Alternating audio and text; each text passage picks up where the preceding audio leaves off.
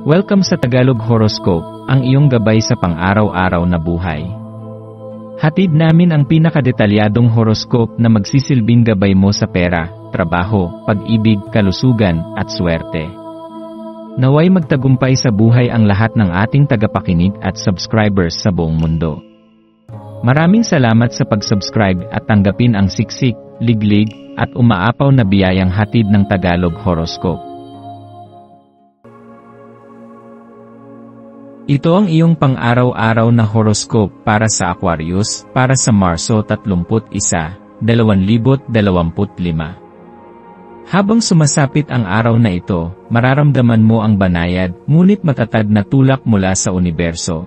Isang paalala na ang bawat yugto ng iyong buhay ay may kasamang oportunidad para sa introspeksyon at pagbabago. Sa sandaling ito ng pagmumuni-muni, subukang pag-isipan kung paano mo hinaharap ang iyong mga hamon sa buhay. Madalas mo bang itinatago sa iyong sarili ang mga suliranin na kinakaharap mo? O mas pinipili mong harapin ito ng mag-isa sa halip na humingi ng tulong mula sa iba? Ang araw na ito ay nagdadala ng mensahe na hindi mo kailangang pasanin ang lahat ng problema ng mag-isa. May mga tao sa paligid mo na handang makinig at umalalay kung bibigyan mo lamang sila ng pagkakataon. Sa pagtanggap ng suporta mula sa iba, hindi mo lang pinapalakas ang iyong sarili, kundi binibigyan mo rin ng pagkakataon ang iba na maipadama ang kanilang pagmamalasakit.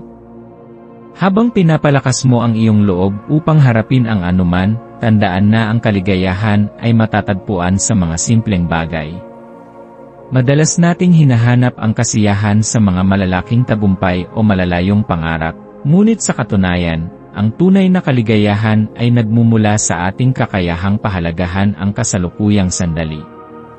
Ang araw na ito ay nagbibigay ng pagkakataon upang ituon mo ang pansin sa maliliit na bagay na nagpapaligaya sa iyo, ang aroma ng bagong timplang kape, ang mainit na yakap ng isang kaibigan, o ang katahimikan ng sandaling nilalaan mo para sa iyong sarili. Kapag natutunan mong pahalagahan ang kasalukuyan, mas magiging buo ang iyong pakiramdam at mas magiging malakas ka sa pagharap sa mga pagsubok. Sa buhay, hindi maiiwasan ang takot at pag-aalinlangan. Ang mga ito ay bahagi ng ating pagiging tao, ngunit hindi dapat maging hadlang sa ating pag-unlad. Ang araw na ito ay nagtuturo sa iyo na harapin ang iyong mga takot ng may tapang. Ano ang mga bagay na matagal mo nang iniiwasan dahil natatakot kang mabigo? Ano ang mga pangarap na hindi mo tinutuloy dahil iniisip mong hindi mo kaya? Ang tunay na lakas ay hindi nagmumula sa kawalan ng takot, kundi sa kakayahang lumaban kahit na may takot. Harapin mo ang iyong mga pangamba at subukang gawing hakbang patungo sa positibong pagbabago. Sa ganitong paraan, hindi ka lang nagiging mas matatag kundi natututo ka ring yakapin ang sarili mong kapangyarihan. Habang lumilipas ang mga oras, mararamdaman mo ang isang bagong sigla na nagmumula sa loob mo. Ang enerhiyang ito ay maaaring magdulot ng inspirasyon upang pag-isipan kung ano ang kahulugan ng seguridad para sa iyo. Para sa ilan, ito ay maaaring may kinalaman sa pisikal na kaginhawaan, ang pagkakaroon ng maayos na tahanan, sapat na pagkain, at katatagan sa trabaho. Para naman sa iba, ang seguridad ay nasa emosyonal na aspeto, ang pakiramdam na mayroong nagmamahal at nagmamalasakit sa kanila, ang pagkakaroon ng tiwala sa sarili, at ang paniniwala na anuman ang mangyari, kaya nilang harapin ito. Ano ang nagbibigay sa iyo ng pakiramdam ng kapanatagan? Anong mga hakbang ang maaari mong gawin upang mas mapalakas ito sa iyong buhay? Ngayon ay isang magandang araw upang gawing prioridad ang iyong kapakanan. Alagaan mo ang iyong sarili, hindi lamang sa pisikal kundi pati na rin sa emosyonal at espiritual na aspeto. Maglaan ng oras upang makapagpahinga at gawin ang mga bagay na nagbibigay sa iyo ng ligaya at kapayapaan. Minsan, ang simpleng paglalakad sa parke, pakikinig ng paborito mong musika, o pagbabasa ng aklat ay maaaring magdulot ng malaking pagbabago sa iyong pakiramdam. Huwag mong hayaang lamunin ka ng mga alalahanin, sa halip, hanapin mo ang mga bagay na nagbibigay ng liwanag sa iyong buhay. Sa larangan ng swerte, ang kulay na magdadala sa iyo ng positibong enerhiya ngayon ay berde. Ang berdeng kulay ay sumisimbolo ng kasaganahan, pagpapagaling at balanse. Isuot ang kulay na ito o isama ito sa iyong kapaligiran upang mapalakas ang iyong pakiramdam ng kapanatagan at kasaganaan. Ang iyong maswerteng numero ay 7, 12 at 30.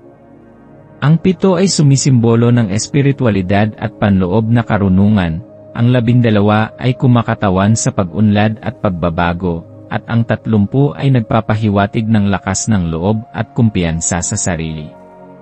Maaari mong gamitin ang mga numerong ito bilang gabay sa iyong mga desisyon ngayong araw. Ang maswerteng gawain para sa iyo ngayon ay ang pagsulat ng isang liham para sa iyong sarili sa hinaharap. Sa liham na ito, isulat mo ang iyong mga pangarap, ang iyong kasalukuyang nararamdaman, at ang mga bagay na gusto mong ipaalala sa iyong sarili kapag dumating ang panahon.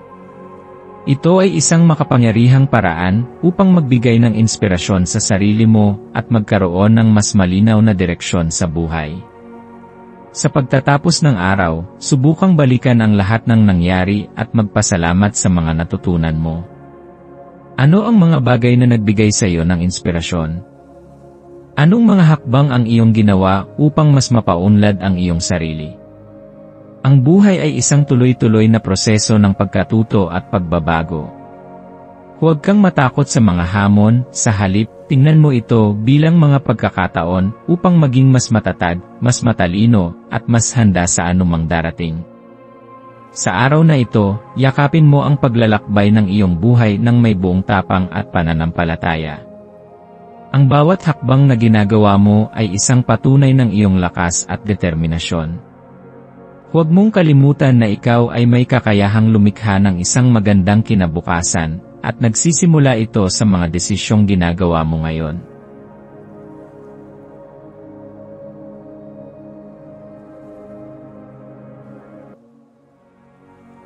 Tayo ay magkaroon ng kaunting sandali upang ipagdasal ang lahat ng mga dalangin ng ating mga subscribers, na sana'y matamo nila ang kanilang mga pinapangarap sa buhay, magandang trabaho, mabuting kalusugan, payapa at masayang pamumuhay, at siksik, liglig at umaapaw na biyaya at kayamanan.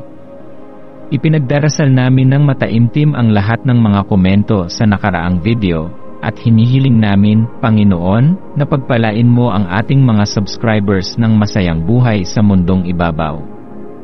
Maraming salamat po. Maaari kayong mag-subscribe sa aming channel na Daily Prayer, kung saan nag-a-upload kami ng pang-araw-araw na Catholic Gospel Readings, Reflections, at Daily Rosary Reading para sa lahat ng misteryo ng araw. Tulungan ninyo kaming buuin ang community na ito at mag-subscribe na. Ang link ay nasa description box. Maraming salamat sa panonood ng iyong horoscope ngayon araw.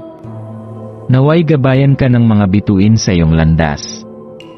Huwag kalimutang mag-like, share, at subscribe para sa iba pang cosmic na kaalaman. Hanggang sa muli, manatiling konektado sa universo,